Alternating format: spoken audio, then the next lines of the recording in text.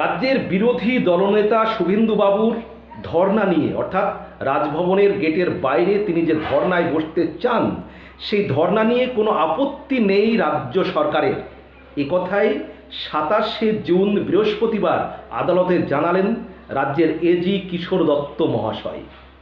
অনেকদিন থেকেই শুভেন্দুবাবুর ধর্ণা মামলা চলছে হাইকোর্টে বিচারপতি অমৃতা সিনহা মহাশয়ার এজলাসে। এদিন 27শে জুন বৃহস্পতিবার রাজ্য সরকারের আইনজীবী জানিয়ে দিলেন যে শুভেন্দুবাবু রাজভবনের গেটের বাইরে ধর্ণায় বসতে পারেন, সেক্ষেত্রে রবিবার 4 ঘন্টার জন্য, 10টা থেকে 4 ঘন্টার জন্য তিনি ধর্ণায় বসতে পারেন, রাজ্যের কোনো আপত্তি নেই। তখন শুভেন্দুবাবুর আইনজীবী বিল্লবল ভট্টাচার্য তিনি আদালতকে জানান যে যেহেতু ওই দিন প্রধানমন্ত্রীর মন কি বাত প্রোগ্রাম রয়েছে, তাই এই রবিবারের পরিবর্তে যদি পরের রবিবার অর্থাৎ 7ই জুলাই যে রবিবার, সেই রবিবার অনুমতি দেওয়া হয় তাহলে আমাদের ক্ষেত্রে ভালো হয়। তখন বিচারপতি অমৃতা সিনহা মহাশয়া রাজ্যের আইনজীবীর কাছে জানতে চান যে 7ই জুলাই রবিবার যদি শুভেন্দুবাবু ধর্ণায় বসতে চান রাজভবনের গেটের বাইরে, আপনাদের কোনো আপত্তি আছে? তখন রাজ্যের আইনজীবী, রাজ্যের এজি কিশোর দত্ত মহাশয় বলেন যে আমি রাজ্য সরকারের সঙ্গে আলোচনা করে রাজ্য সরকারের নির্দেশিকা নিয়ে আমি আদালতকে জানাবো। এবং শেষমেশ পরবর্তী শুনানির দিন ধার্য হয়েছে 2 জুলাই মঙ্গলবার। 2 জুলাই মঙ্গলবার তিনি জানাবেন যে শুভেন্দুবাবুকে আগামী 7ই জুলাই রাজভবনের গেটের বাইরে ধর্ণা করতে দেওয়া হবে কি না, অনুমতি দেওয়া হবে কি না, সেটা শেষমেশ সিদ্ধান্ত হবে 2 জুলাই মঙ্গলবার। এখন এই যে বিষয়টা আদালতে আলোচনা হলো, এখানে মূল ইম্পর্ট্যান্ট একটা জিনিস বেরিয়ে এসেছে যে শুভেন্দুবাবুর আইনজীবী আদালতকে জানিয়েছেন যে রাজ্য সরকার আদালতে জানাচ্ছে যে এর আগে যেখানে অভিষেকবাবু 5ই অক্টোবর থেকে টানা 5 দিন ধর্ণা দিয়েছিলেন, রাজ্য সরকারের এজি জানাচ্ছেন যে সেখানে 144 ধারা ছিল এবং সেখানে অভিষেকবাবু কোনো অনুমতি নিয়েছিলেন না। কিন্তু আজকেই মুখ্যমন্ত্রী সাংবাদিক সম্মেলন করে নবান্ন থেকে বলছেন যে অভিষেক বন্দ্যোপাধ্যায় যখন ধর্ণা করেছিলেন রাজভবনের গেটের বাইরে 5ই অক্টোবর থেকে টানা 5 দিন, সেই অবস্থায় রাজভবনের গেটের বাইরে 144 ধারা ছিল না। অথচ রাজ্য সরকারের আইনজীবী আদালতকে জানিয়েছে যে তখন সেই মুহূর্তে অভিষেকবাবু যখন ধর্ণা করেছিলেন টানা 5 দিন 5ই অক্টোবর থেকে, তখন সেখানে 144 ধারা ছিল। তাহলে শুভেন্দুবাবুর আইনজীবী জানতে চান বিল্লবল ভট্টাচার্য বিচারপতি অমৃতা সিনহার মহাশয়ের কাছে যে আমি কোনটা বিশ্বাস করব, মুখ্যমন্ত্রী যেটা বলছেন যে সেখানে 144 ধারা ছিল না অভিষেকবাবু যখন ধর্ণা করেছেন, নাকি এজি কিশোর দত্ত মহাশয় যেটা বলছেন আদালতে সেটা বিশ্বাস করব?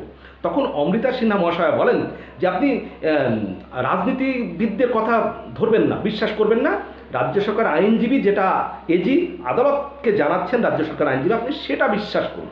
এটা কিন্তু একটা বিশাল কথা যে আপনি যেটা আদালতে জানাচ্ছে সেটা বিশ্বাস করুন, রাজনীতিকদের কথা ধরবেন না। দারুণ একটি কথা, কিন্তু ইম্পর্টেন্ট একটি কথা।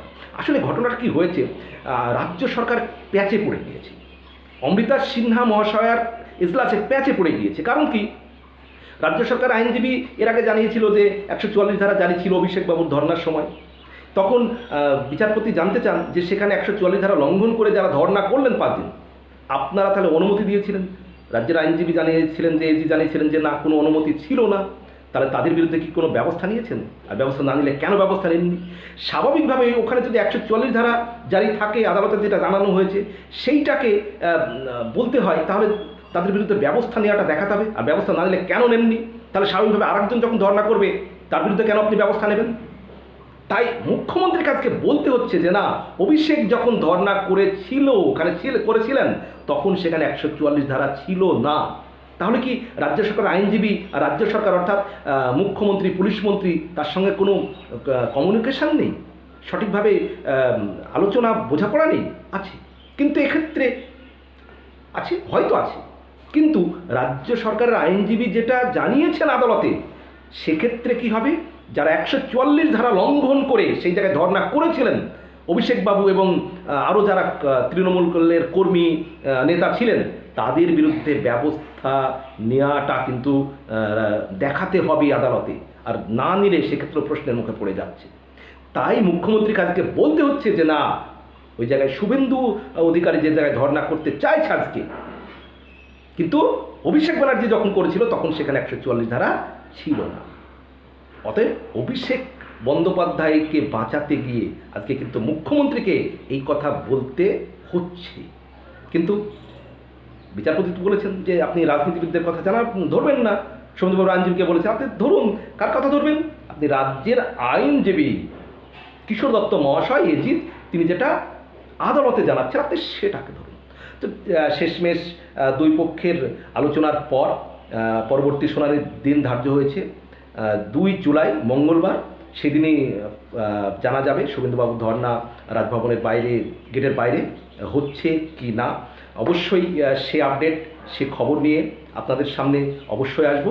আর আপনারা বন্ধু যারা আমার ইউটিউব চ্যানেলের ভিউয়ার্স, আমার মুকুল স্যার ইউটিউব চ্যানেলের ভিউয়ার্স, অবশ্যই অনুরোধ করবো আপনারা আমার চ্যানেলটি সাবস্ক্রাইব করুন এবং আপনারা আপনাদের গুরুত্বপূর্ণ মতামত অবশ্যই জানাবেন। ধন্যবাদ, সবার জন্য শুভকামনা।